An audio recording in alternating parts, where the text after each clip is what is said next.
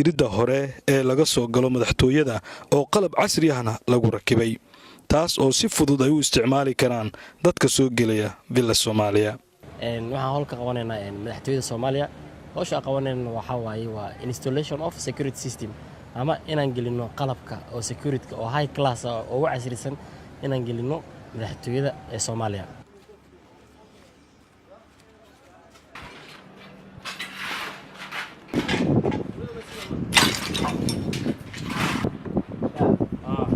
meeshan aad joogno waxa waa guard house ama qolka ilaalada waardiyaha oo qolada u gudbayso gudaha si oo waardiyeynayay qolkan sida arda u jeedaan waxa way kor ay u kacay qol aad u yar ayu hawa weyn hadartan waxa la dhigi doonaa gudihiisa laba shay oo baaritaan ah midna waa luggage scanner waa meeshii boorsooyinka wixii lagu baarayay la dhigi doona iyo walk through scanner midkii dadka dhexmarayeen oo baaritaanka ah qolka hadartan hawshiis meeshan ay maraysa muddo koon gudeed insha Allah waan soo gabagabeynayna waan rinjiinayna meesha dhaxbartamaha waxa ugu talagalnay in ay dadkii socdo ay dhexmaraan waxaan ugu talagalnay gadaal dhinaceeda kale waan arki doontaan qayb oo ah jaranjarada dadka caadiga ku soconayeen iyo qayb dadka oo disabled ama naafaha ay marayaan oo kale oo ugu talagalnay ayagan meeshaas.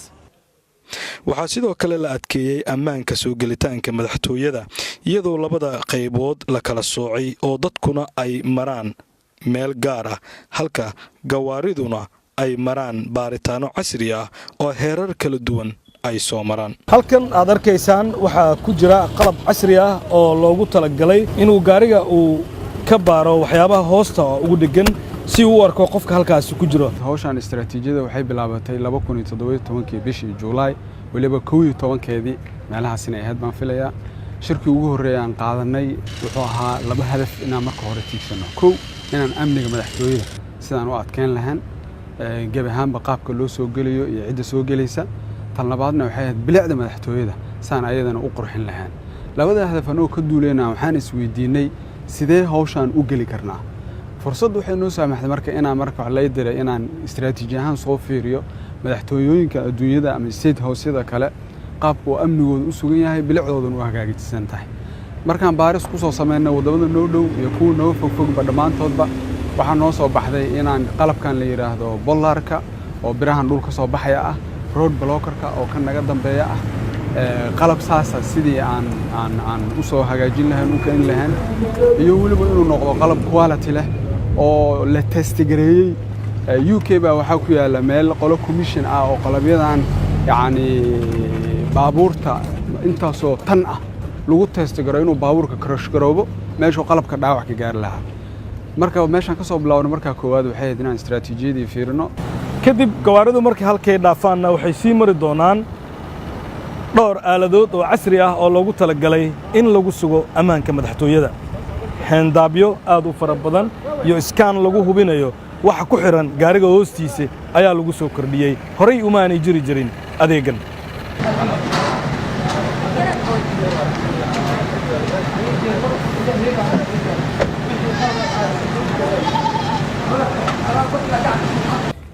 marka waxaan arkayay kolkii hore qofkii soo gali jiray madaxtooyada iyo hadda qofka soo galay bal farqiga u dhaxeeya waxa u dhaxeeya laba wax waliba qofka kaliya ma gawaarida iyo waxaan oran karnaa qofka marka hadaan ku hormaro qofka su'aasha ay weydiisay kadibna gawaarida kugu xijiyo qofka waxa u dhaxeeya marka koowaad awal qofka yaani meel yar oo askari balbala oo habuu istaagi jiray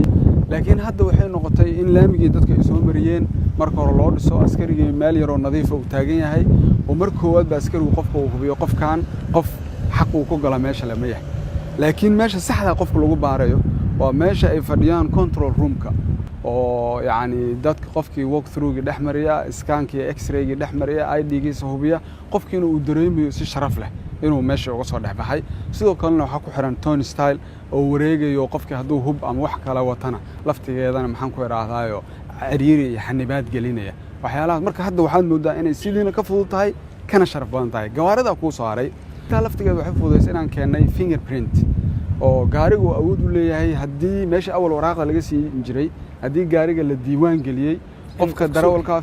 fartiisa in la diiwaan geliyo ama xildhibaanka gaarigaas kale ama wasiir gaarigaas kale darawalkiisa ama qofka ka shaqeeya madaxtooyada ama xafiiska ra'iisul wasaaraha taa warka waxay fududeysay qofka inuu farta saaro ay alaabtiina ka furmato saanu qofku ku diiwaan gashan yahay baabuurkan la yaqaan taarikadiisa qofka farta saara inuu ahaa baafo goorta uu soo galay iyo goorta uu ka baxay xataa la ogaan karo inuu eriyadii madaxtooyada gaarigu ku dhex jiro inuu ka dhex baxay taana waxay fududaysay amnigii marka askartii waxa uu fududaatay shaqadii dhowr waxba horta qorraxdii ay fadhiyeen waxa lagu bedelay maxaan ku raadaayo meelo ay galaan oo qurux badan labo birtii cusleed oo xariga ugu xorneedo isku bedeli jireen oo dalaci jireen oo maalintii dhan qof inuu ku mashquulay ahaydna waa laga baajiyay askari waa diyaarsan yahay qofkan iyo gaarigan ku mashquulsan inuu marka hore isku hubiyo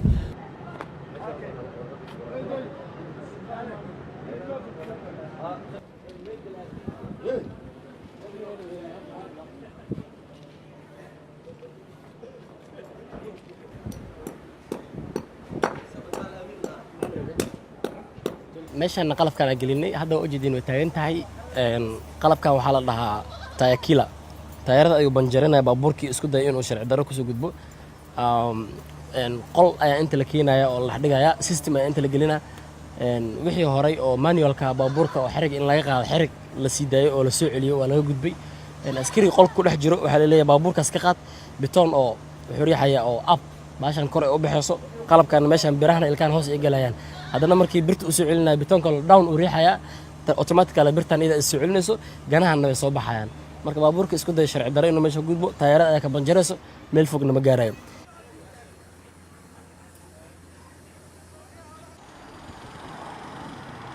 waxaa sidoo kale isbeddel lagu sameeyey wadooyinka ama dariiqyada gala gudaha madaxtooyada ee la isaga kala goosha xafiisyada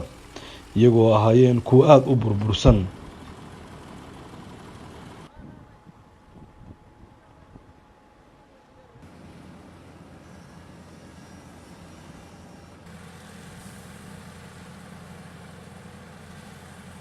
howlaha socda ayay ka mid tahay macnaha ma garatay madaxtooyada in bilicdeedii iyo quruxdeedii la soo celiyo laamiga ayaa ku bilowday waxaan rabnaa feeska koowaad oo hadda socda oo ilaa iyo gudaha madaxtooyada ilaa xafiiska madaxweynaha ilaa guryaha martida ilaa iyo guryaha iyo beeraha agtooda laamiyada maraa oo dhan in la soo nooleeyo macnaha ma garatay oo si fiican loo saaro wixii ka dambeeyana waxaan howlgeli doonaa feeska labaad oo runtii gudaha madaxtooyada meel kasta oo ay ka muuqato laami la'aanta iyo diifta ka muuqata macnaha maartay in laga tirtiro oo laga baabiyo waxaa sidoo kale lagu soo kordhiyey amba la hagaajiyey qaybo gawaarida ay dhigan karaan dadka booqanaya amba kuwa ku shaqeeya gudaha madaxtooyada qaranka Soomaaliyeed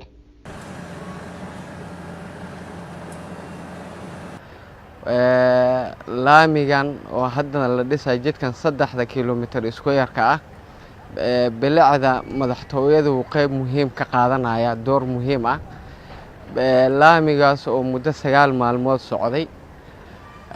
markii aragnay baahidii jirtay oo bilicdii qaranka in la soo celiyo madaxtooyada in madaxtooyada bilicdeeda la soo celiyo oo laamiyadeedana dib u dhis lagu suubiyo si didiilo fiican wadanka guud ahaan ugu noqdo dib u dhiska u horseedo maadaama madaxtooyada qaranka laga bilaabo bilicda beertan waxaa sidoo kale qayb ka qaatay wiilkan dhalinyarada ah ee ku caanbaxay arar farmaajo iyo geeya beerta ayaan hadda dhex joogaa kuley hadda isbeddel weyn ayaan sameynay kuley haddana waa u jeedin beerta ayaan ku dhex jiraa hadda waxay taagan tahay baasha arbeerteeda iyo geeya ayay taagan tahay agaasima aamino iyo aniga iyo kuley shaqaalaha oo kuley ku jiro oo hore iyo anigu kuley hadda isbeddel weyn ayaan sameynay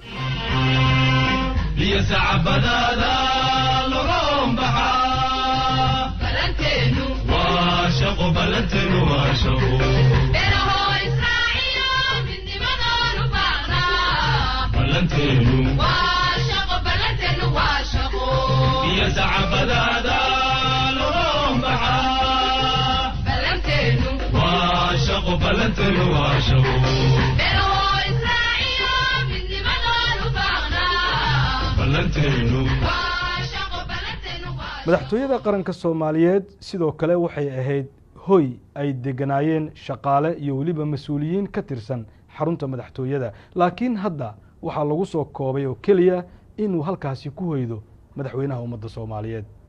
maxaa haddaba looga faa'iidaystay hooygii dadkaasi laga raray?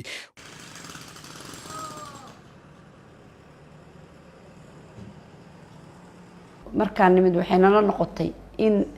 maaragtay madaxtooyadu maadaama ay tahay wejigii Soomaaliya ay siday ahayd aan wax ka bedelno. wax bedelkaasna hadda waxa hormood ka ahaa agaasimaha guud iyo aniga iyo maaragtay oo ah agaasimo ku xigeenka madaxtooyada. intaan hadda isbedelka dadka ka shaqeynaya ama ha ahaato albaabadiyo iskaanyaal la dhigay ama laamigii la dhisay ha ahaato ama beerta quruxda badan ha ahaato ama xafiiska weynan anagu fadhina ha ahaato waxaa noo dhima wax badan way isku dhex jireen. hadda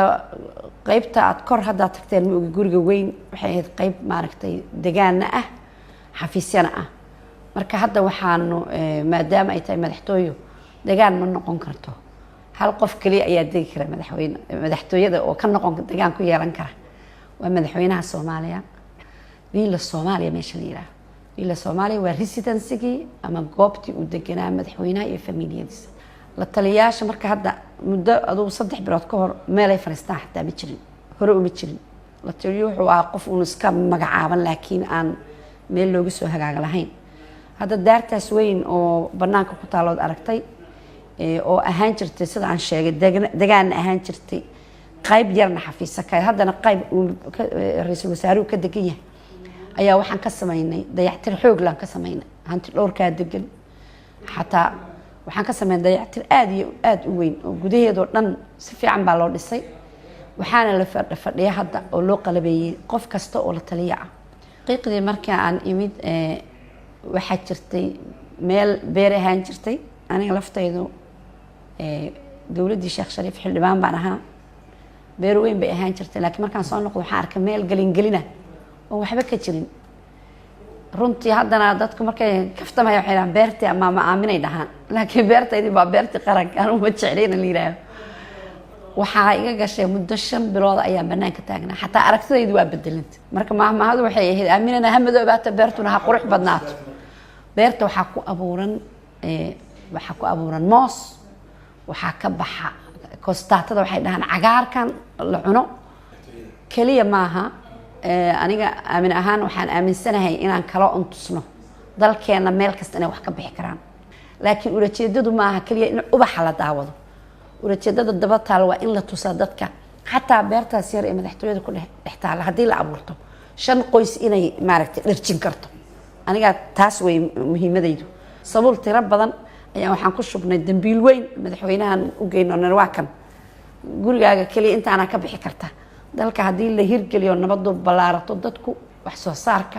way nagu filanto Soomaaliya oo dhan baa ku noolaan karta. marka qisadaas looga jeeda iyo quruxda kama marna iyaduna. mas-uuliyiinta iyo weliba shaqaalaha ka howlgala madaxtooyadu waxa ay fursad u heleen in ay helaan xafiisyo ay uga adeegi karaan bulshada. haddaba dhismayaashii hore ee madaxtooyada ayaa isbeddel casri ah lagu sameeyey iyadoo dhismayaal cusubna hadda ay socdaan hawshoodii. halkan waa xafiiska uu fadhiisto madaxweynaha ummadda Soomaaliyeed.